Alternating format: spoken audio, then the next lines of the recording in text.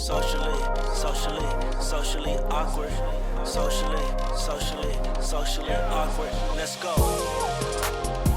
What's up, everybody? This is your boy Laurel Komozak, and you're listening to the Socially Awe-kward podcast. Look, I'm so glad that you took time out of your schedule to listen and to tune in to this podcast. I'm grateful.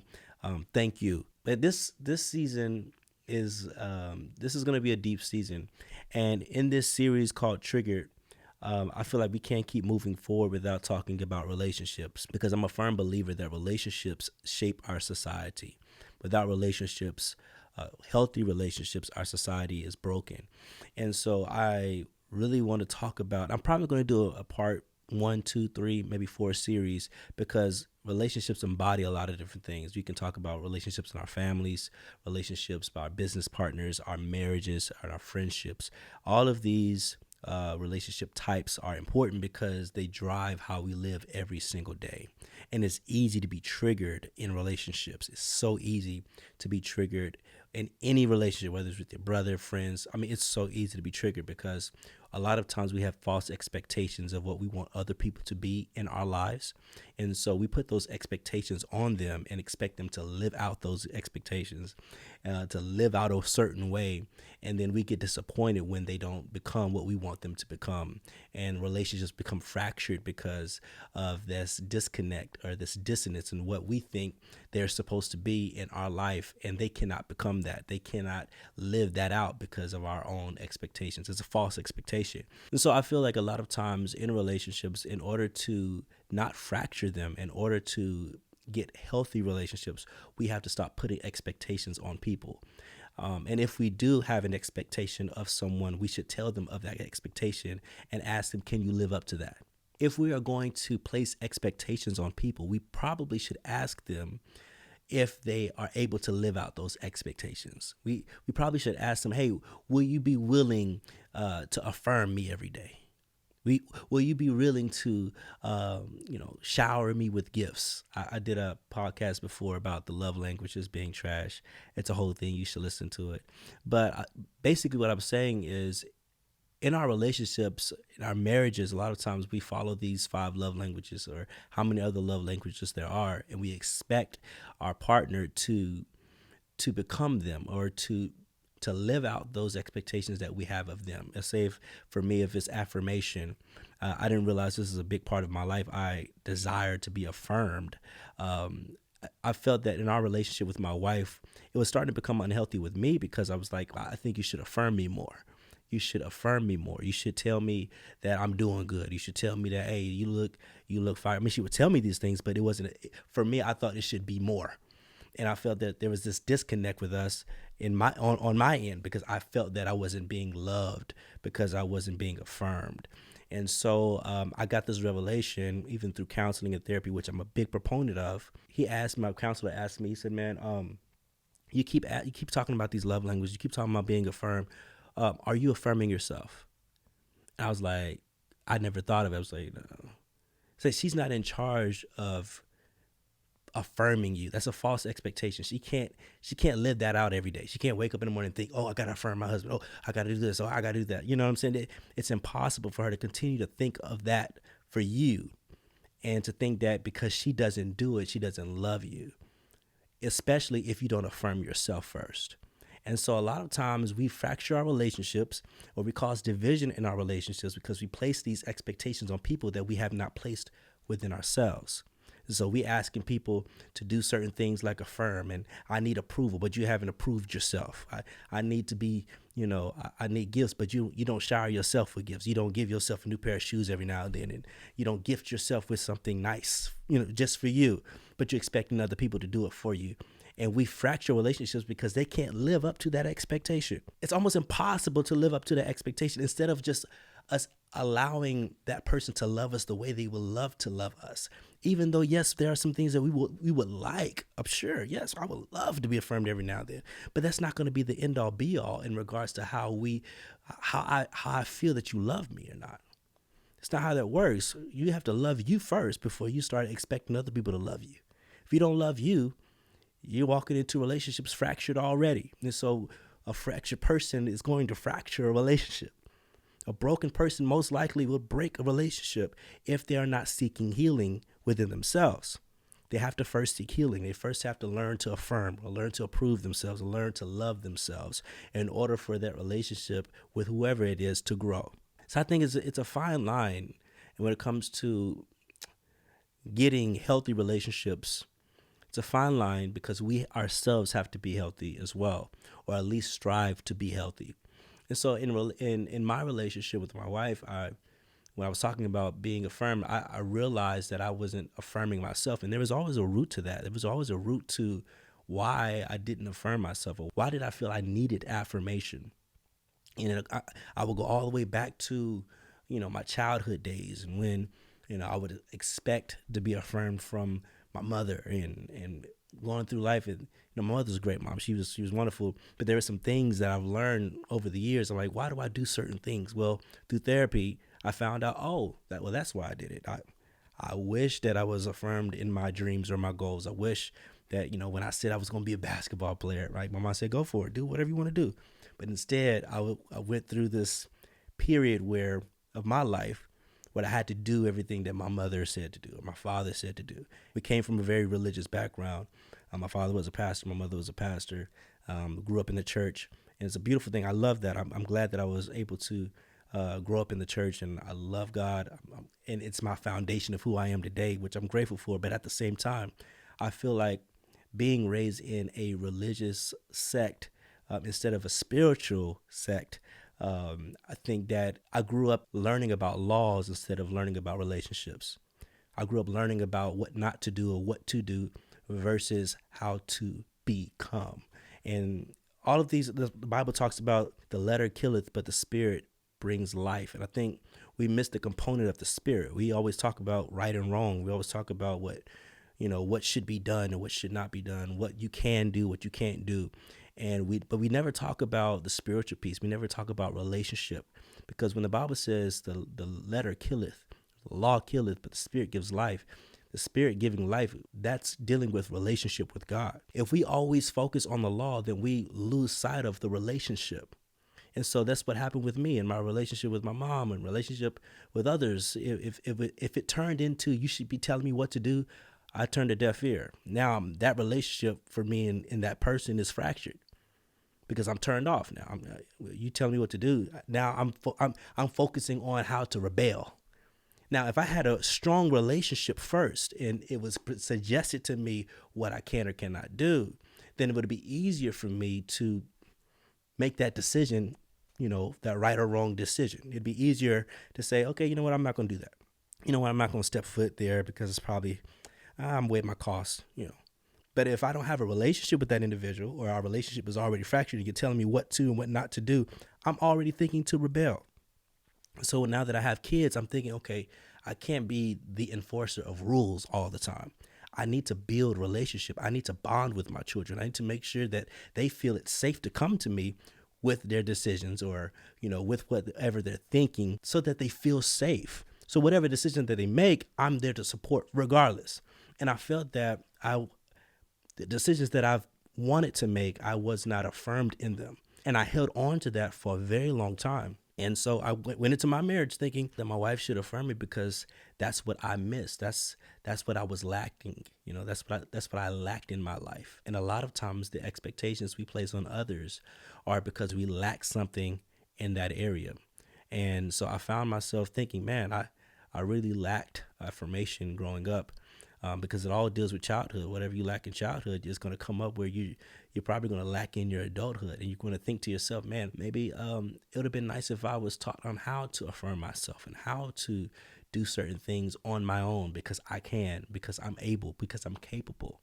And so a lot of you may be going through a situation right now where you're hoping for approval. You're hoping to be affirmed, but you haven't affirmed yourself because it's something that you lacked in childhood. It's something that you lacked from your family member or for whatever guardian was taking care of you. Maybe you lacked that.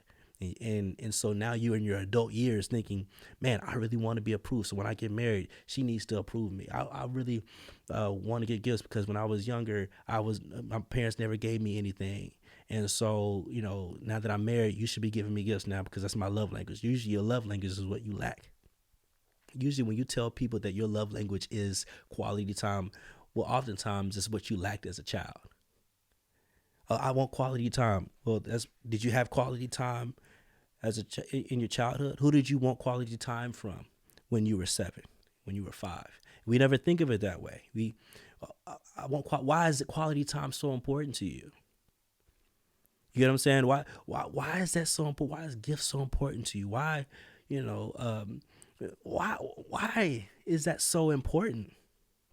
We have to ask ourselves these questions. Well, is it something that you lacked back then? Because most times, what's most important to us is what we craved for in our earlier years. And I'm just talking. This is something I've learned. I mean, you don't have to listen, or agree, but this is my thought process, and this is how I process life, and this is how I process relationships. So let me pivot. So since we're talking about relationships, this is a funny story. My wife and I, when we got married, I got sick for the first time, and I was expecting my wife to take care of me. I mean, she did take care of me, but I was expecting her to do all these things, like, fix me some soup, baby me. You know what I'm saying? I'm like, if I'm sick, baby me. I'm talking about, like, I need you, you know what I'm saying? What you need, baby? You know what I'm saying? What can I do? How can I serve you? You know what I'm saying? Walk around in some lingerie or something, to make me feel, I don't know. I was just, serve me. You know what I'm saying? You want some chicken noodle soup? You want this? You want some, medicine or what? I don't know. Just cater to me, So that's what I was expecting out of Wanda. Just cater to me. So Wanda was like, "You want me to do what? Like, if you sick, just rest, lay down. I'll take care of you. But you asking for a lot." Because she was taking care of me, but I was wanting something more. I was wanting something else. And growing up, my mom, she took care of me. She, I was always baby, when I was sick. But so I had that expectation for my wife to do that.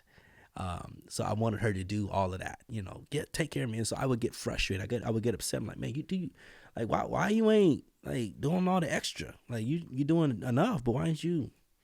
What's up with that? And she's like, I'm taking care of you. What else do you want? Like, I want you to, go the extra mile. We're going back and forth. And then I started to realize over time, I'm like, wait a minute, why am I asking? What? She's taking care of me. What's the issue? But the issue was I never really learned how to take care of me. So I was always expecting my wife or my mom or someone else to take care of me. You know what I'm saying? Like, being a man requires you to take care of you. So yes, expectations are a big thing. So this is what I've learned. And I like to say this is what I've learned because literally I speak on what I've learned and what God has showed me and what I've read. I think reading is important. I think therapy is so important, and I should do a whole nother podcast on the importance and the benefits of therapy and counseling, because it's something that I've needed. I didn't know I needed it until some years into marriage. I'm like, I probably need some counseling. I probably need to work on some things. When I talk about being affirmed, I'm like, that's one of the first things I talked about. I'm like, hey man, like, I should be counseling really helped me to break down a lot of the myths and a lot of the, I guess the word is called deconstruct, to break down or deconstruct some of the myths or beliefs and ideologies that I grew up in that were low-key kind of toxic when it comes to marriage, when it comes to relationships. And so I had to break those things down and find out the root of why I had so many different things that I thought should be in place, which really shouldn't, or I expected something, so many different things out of someone else that I didn't expect out of myself. Trying to tell others how to become a man, but I'd never learned how to become a man myself. And so these are very important things that I had to really, die to myself and ready to say, hey, bro, like, you really got an issue that you have to work on. Being a man thing was big for me because, as I've talked about before, like in my 20s, when my father passed, I didn't really have a man to pattern myself after except for my dad. I didn't have a mentor. I didn't have someone that could step up and say, hey, man, like, I'm here for you. Whatever you need. At that age, at that time, most of the men that were coming up to me, they wanted my gift. At the time, I was doing a lot of preaching, I was playing instruments, playing the drums. Then I moved on to playing the bass. They coveted the gift and what I could do for their ministry or what I could do for them. But they didn't really sow into me and saw me I feel like they didn't see me as an individual, as a man who needed some help.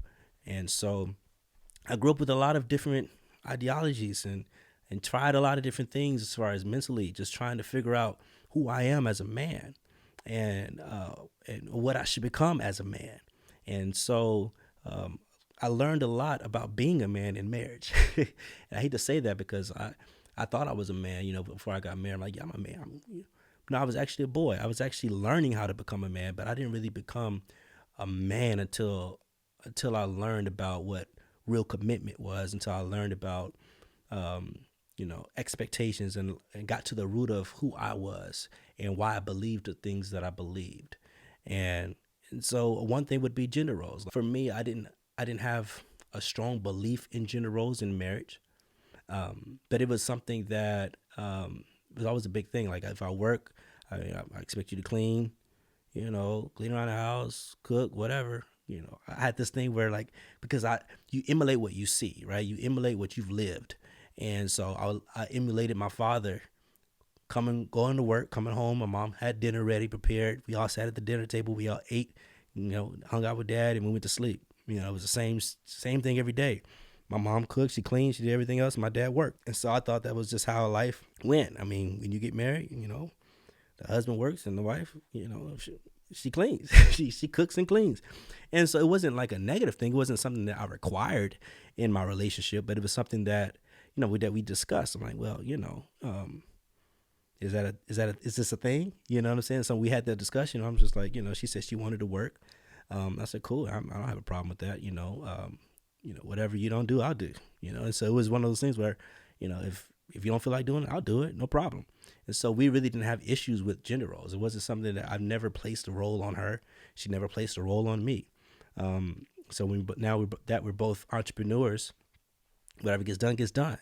And I don't have a problem doing dishes, and I do dishes every night. I don't expect her to do this. Matter of fact, I don't want her doing dishes. I don't want her washing laundry. I don't want her doing any of that. I just want her to chill, relax, focus on whatever she wants to focus on. And if I have hands to do it, do it. I remember talking to a couple before, and dude was like, it was funny to me because dude was like, I don't want her going anywhere. I don't want her going to this event right now because she got to clean the house. I was like, she got to clean the house? What do you mean? Well, we got guests coming over in a couple of days, and I want her to clean the house. I said, why can't you clean? Well, I got other things I'm doing too. I said, well, what are those other things that you're doing? Because you're talking to me right now. You can literally use your two hands and clean. And a lot of times, men, we don't want to talk like that. We don't want to ask those hard questions. But why can't we clean? What's so hard? Why is it so hard for us to get our hands dirty? Why do we feel that the role to clean or the role to take care of the house is for the women? No, it's for you too. We got this misconception or this false expectation on women.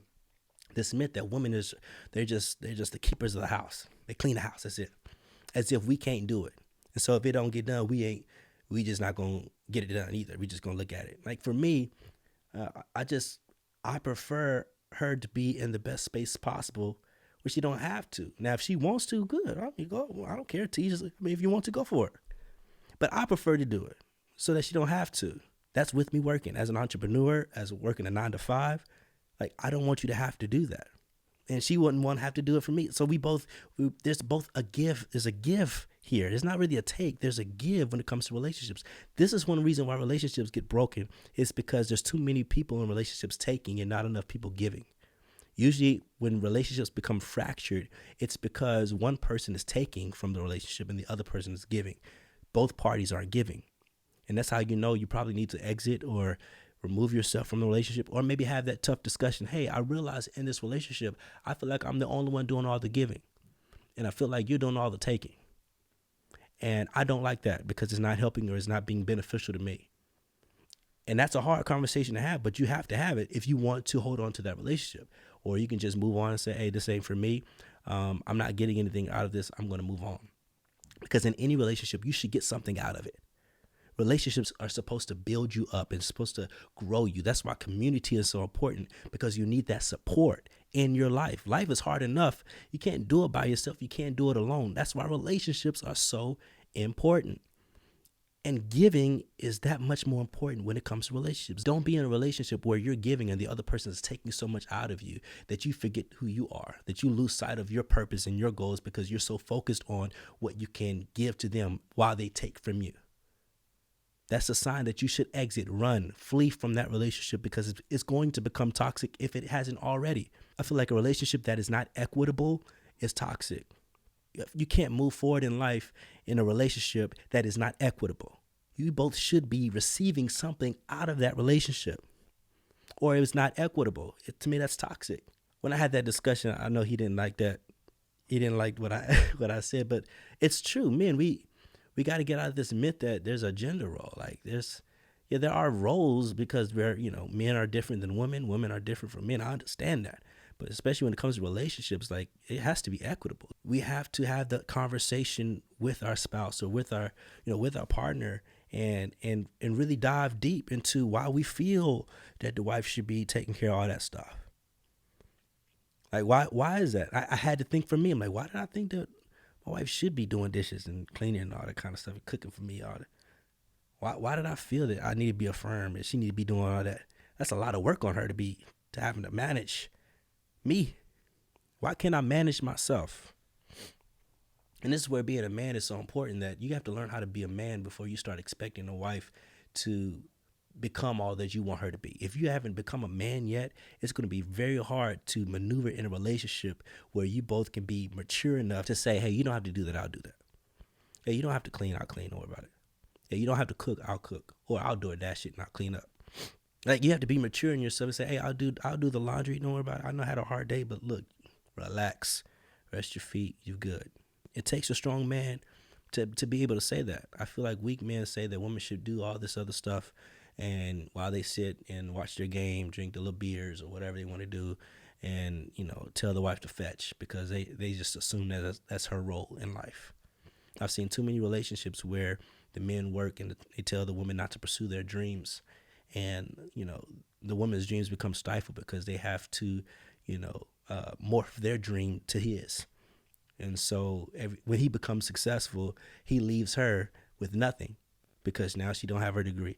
She don't have support to follow her dreams. She don't have support to fund her dreams, because all of her energy and time went to taking care of him, because he didn't know how to become a man to take care of himself. And so I get very leery when it comes to men who say she has to do all this for me, and I gotta put my foot down, and I gotta say this, I gotta say that, and she can't be purpose driven because I have to drive her purpose, and I have to tell her God told me, and God speaking to me for her. And I'm like, no, God can speak to her too. We can't stifle her dreams because you're insecure. Man, a lot of men are insecure with themselves. They don't know how to be secure within themselves, so they expect the woman to take care of them as if they can't take care of themselves.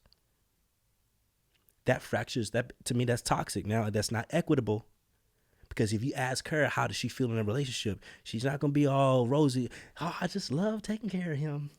Whatever he says do, I do.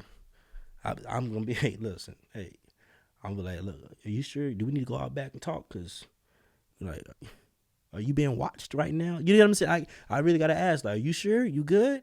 Because everybody has dreams. Everybody has a purpose. Like, are you getting poured into? You know what I'm saying? Like I have dreams. My wife has dreams. And we pour into each other. Whatever you want to do, you do it. I told my wife, she said she wanted to do social media. She wanted to do all that. I said, okay, cool. Well, I got to figure out a way to make sure that you're able to do that. And so I told her to quit her job. We moved to LA. We were in San Diego at the time. I moved to LA, and I started working. I said, babe, just do your thing. Like, I don't know what it is that you do or what you're wanting to do. I don't understand it, but hey, you go for it. I'm here to support.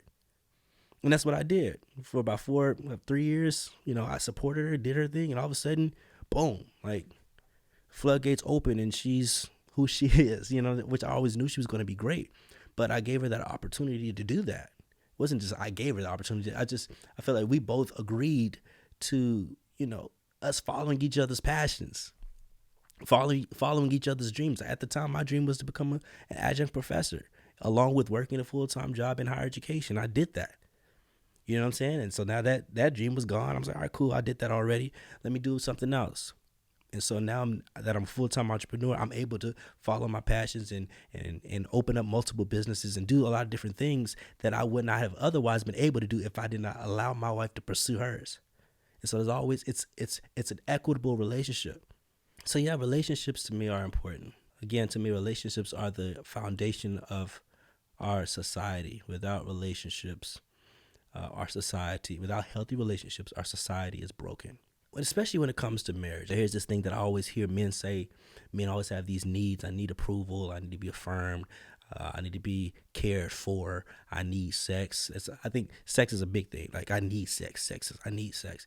Now, I love sex like the mess. I love sex. Now, but men, we got to understand this. Men don't need sex. Men need companionship and true intimacy that leads to sex. Sex without companionship and intimacy just leads to an addiction. You just become a sex addict, because meaningless sex will always leave you unfulfilled. It may feel good at the time, but you'll still feel lost at the end of it. It may feel good at the time, but you'll still be suffering at the end of it. It may feel amazing. Oh, the orgasm. Oh, it may feel so good at the time, but right after it, you'll still feel the weight of pain that you were suffering with before you had sex. So men, it's not the sex that you need. You need companionship and intimacy. So every time I hear, man, I need sex, like when you ask for more sex, you're just trying to cope with something that you lack. Every time you cope, you're trying to use sex as a coping mechanism for something that you lack, which is to feel loved, to feel companionship, to feel intimacy. Here's the thing. God didn't create Adam for sex. When the Bible says God created Adam, it said he felt that he was alone. He needed someone else there with him. He needed a companion. The Bible says he created Eve a helpmeet. He didn't say he created Eve a prostitute, a sex partner, sex guru. He didn't say. He said I created Eve as a helpmeet, someone that can help meet his needs, someone that can help, that can talk to him, because the Bible says it's not good for a man to be alone. What does that mean? It wasn't meaning it wasn't good for a man to not have a sex partner. No, it's not good for a man to be alone. What does that mean? It means that he needs someone there to confide in, someone who can become a companion, who can become someone who he can share his heart with, who can share his soul with, who he can cry with, who he can share his truths and share everything that's inside of him that he's been bottled in. He can share those things, lift those weights off of him, become intimate. That's what leads to beautiful sex. Some men ain't gonna like. They're not gonna like this one. They're not gonna like, because they're gonna argue with me because they feel that sex leads to connection, and it's the reverse. Connection leads to sex. Again, meaningless sex will always leave you unfulfilled. Anytime you just going out here, I'm just gonna fornicate. I'm just gonna go, even in marriage, I'm just gonna have sex with my wife all the time, whether we happy or not, which is good. I mean, it's good that sex is healthy. Absolutely. My wife, I'm so glad that we have a healthy sexual relationship. But we had to understand that when we are connected and when we are intimate with each other, when we're honest with each other and vulnerable, that's what leads to amazing sex. That's when I realized, man, I need sex. Once I'm intimate with my wife, once I'm connected with her, that's when I say, man, I needed that intimate moment with her, because that leads to mind-blowing sex. Now, should we have mind-blowing sex all the time? No, you're not going to always have mind-blowing sex all the time. Not all the time. Most times, not all the time. But each time you have sex, you should be connected to your wife. You should be connected to her. There should be a moment where we are vulnerable with her. That's what we need. When we start to ask her what she feels and what she needs, that's for us. That's not just for her. That's for us, so that we can feel connected with our spouse, so that when we have sex, there's nothing holding us back. There's no distractions. There's nothing else in the way. And so when I hear men say, I need sex, I hear some women, oh, I need that. Now I need that. No, what you need is discipline. What you need is some self-control. And what you need is to get connected. For example, it's like me saying, if I eat healthy, I'll have a long life. If I eat all the right foods, I do all the right things for my body, I'll probably be, the chances of me having a longer life goes extremely high. But if I eat like trash, I can't expect to have a long life. If I eat like trash, the probability of my life being longer than expected is very slim. And I feel that's the same way when it comes to sex in relationships, sex in marriage. That if I don't have a healthy communication or have healthy connections with my wife, then what's the sex for? It becomes meaningless, because after sex, what happens? I'm still lost. I'm still broke. I'm still in pain. I'm still suffering. Sex is not the thing that helps soothe the pain. Sex is not the thing that helps soothe the suffering. It helps you feel good. Has a lot of oxycontin to it. I got all that. Yeah, it makes you feel good, but it doesn't remove the pain. With vulnerability, being intimate, and having that true relationship with your companion, that's what heals the pain. That's what helps to ease the pain and the suffering, not the sex. Sex is the beneficiary of the companionship and vulnerability and true intimacy that you have with your spouse.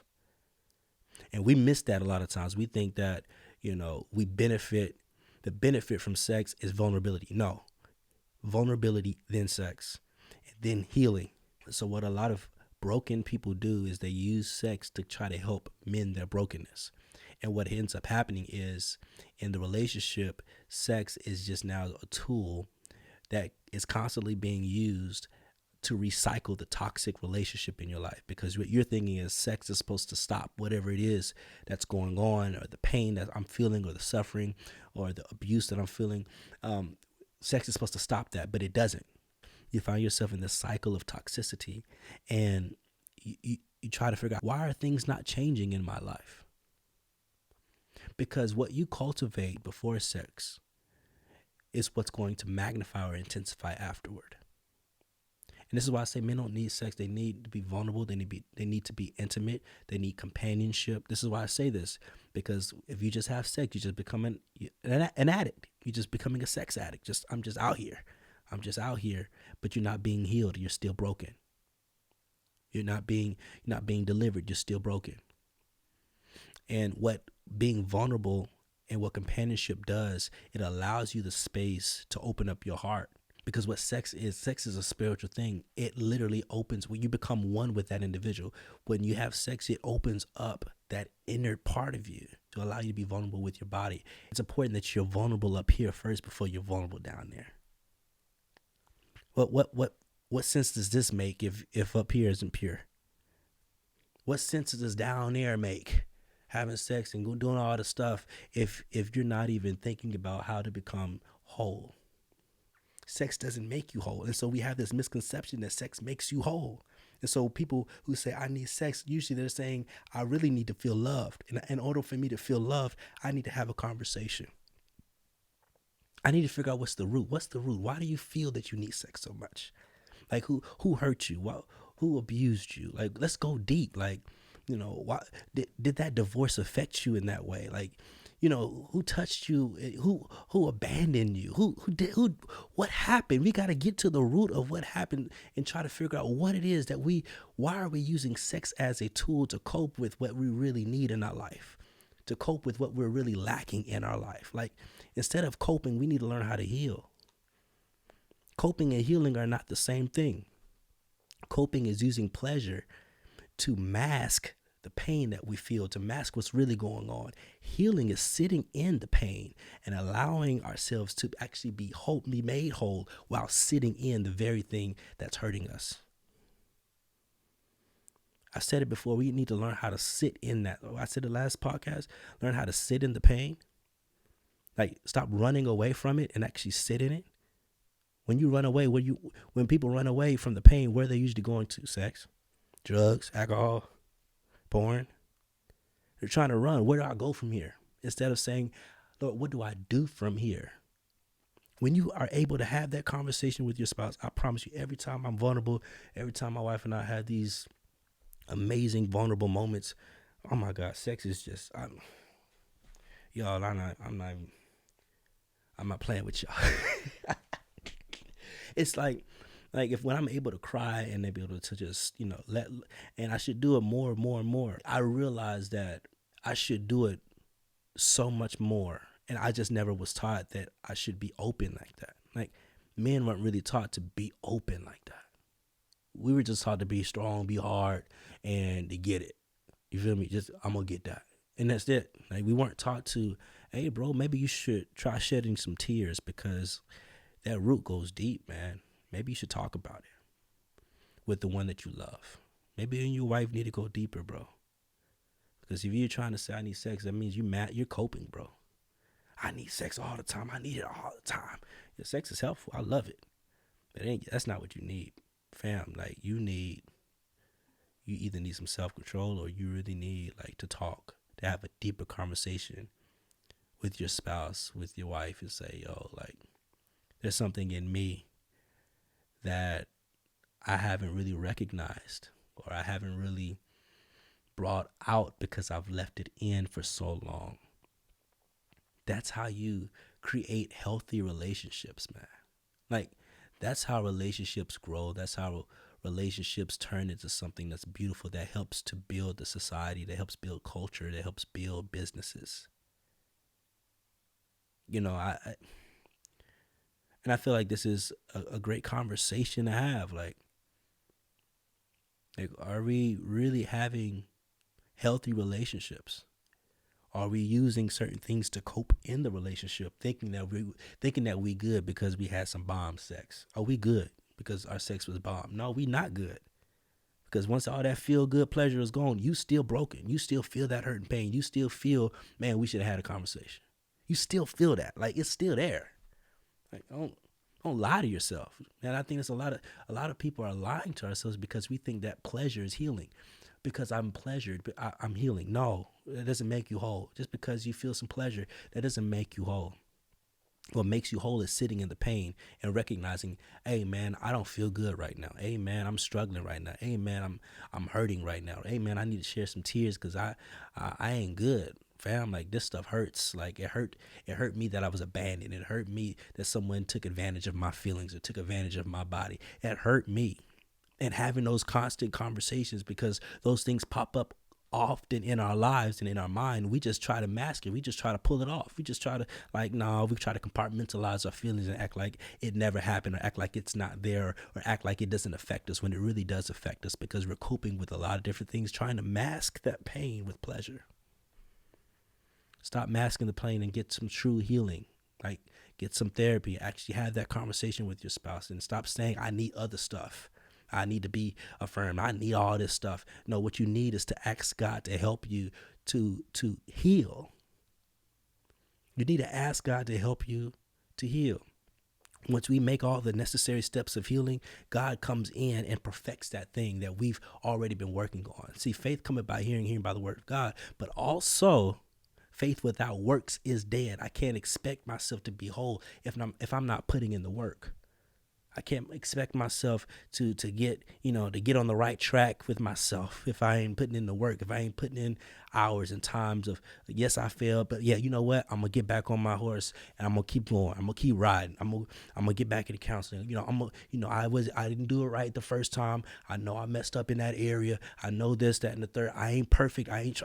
You know what? I'm going to get myself together. I'm still working. Faith without works is dead. That's where the faith comes in, because I'm gonna keep working. I'm gonna keep asking God to help me, but I'm gonna keep doing my part. And too many men, we ain't doing our part in the relationship. We ain't doing our part in our finances. We ain't doing our part in our family. Directing our. We ain't doing our part. We expect everybody to do everything else to take care of us, but we're not taking care of ourselves. We don't want to fracture relationships. This is how we fracture relationships. That's why the men aren't in a home. That's why the men are struggling to lead their families, because they're not taking care of themselves. They expect people to take care of them. And we got to get out that mindset. Once men learn how to heal, once men learn how to focus on how to heal themselves and how to become unbroken by putting in work, which takes time, by the way. It's not... Listen, I've been married 8 years. It takes some time. Like, it takes time to work on yourself, to actually seek out healing. Like, it takes time, man. But we have to be patient, and we actually have to trust God in that timing. And know that what we're doing and what we're laboring in is going to be worth it in the long run. Stop saying we need all this stuff. Because now our relationship becomes a take. I need this. It's a take. It becomes a take relationship, man. Like, it's not equitable, because you're expecting the other person to do so much for you because you haven't done anything for yourself. Are we pouring into ourselves? That's a good question to ask. Like, what are you doing to pour into you? And what are you allowing God to pour into you? Because if you shut yourself off, then you're shutting God off from doing a work within you. It's only when we recognize ourselves and the help that we need within ourselves that we really ask God to help us. Because if we think we don't need no help, we ain't going to God for nothing except for what we want him to give us. Once we realize that we need help, we're able to invite God in to do all the work within us as we work on the outside. Like, it's only when we recognize that we need it, that we need to be poured into from God, and we need to pour into ourselves. That's when true healing begins. That's when true healing takes place. And I'm speaking from experience, I know. And I know I talked a little bit longer than normal, but I feel like it's needed. I feel like this podcast was needed. And I hope this really helped you. And I hope this really had you think about like the expectations you place on others. I hope it makes you think about, or helps you to think about, what you need and what you really don't need. And try to figure out the root of the issue of why you claim you need certain things. Once we figure all these things out, man, we'll stop having fractured relationships. Relationships first start with us. It first starts with how we view ourselves. If we can view ourselves in a healthy light and we love ourselves, then I think our relationships can move forward in healthy directions. But we got to love us first. So that's a podcast, y'all. I would call it Triggered by Relationships, but I figured out an actual title because I just wanted to talk about relationships. And again, I may talk about it next week, and I may bring my wife on, and we talk about it on a deeper level, even go even further about relationships and how important they are and how triggered we can become based on how we grew up, based on how we view ourselves, and all that stuff. So if this podcast helps you, I really hope that you subscribe and tell someone else about this podcast, about this episode. Share it with someone that may need it. And so I'm really glad that you're tuning in again. Thank you for getting on this journey with me as we talk about so many different things. But yeah, I'm so glad you tuned in. Tune in for next week. Every Tuesday, we on here, we live, we ready. And if you want me to talk about other topics as well, DM me. Let me know. Hit me up on Instagram. My handle, whatever, is larocco.mozak. Let me know. Tell me what you want me to discuss. And if I should bring someone else on the podcast that we can have even deeper, more thought-provoking conversations. Let me know. Again, thank you all for listening. Subscribe, review, like, comment, share. Till next Tuesday. Holler at y'all later. Peace. Socially awkward. Socially awkward. Let's go.